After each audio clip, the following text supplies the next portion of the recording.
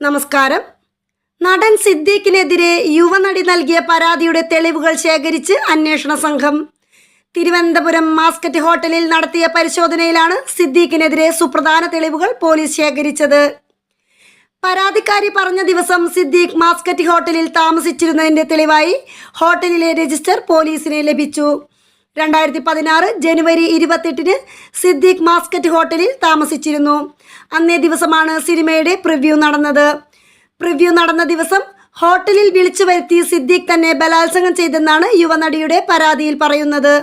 നിള തിയേറ്ററിൽ സിദ്ദീഖിന്റെ ഒരു സിനിമയുടെ പ്രിവ്യൂവിന് വന്നപ്പോഴാണ് കണ്ടതെന്നും ഇതിനുശേഷം സിനിമ ചർച്ചയ്ക്കായി ഹോട്ടലിലേക്ക് വിളിച്ചു വരുത്തി ബലാത്സംഗം ചെയ്തുവെന്നുമാണ് പരാതിക്കാരിയുടെ മൊഴി.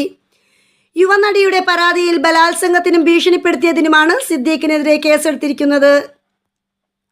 കന്റോൺമെന്റ് എസിയുടെ നേതൃത്വത്തിലുള്ള സംഘമാണ് ഹോട്ടലിലെത്തി തെളിവുകൾ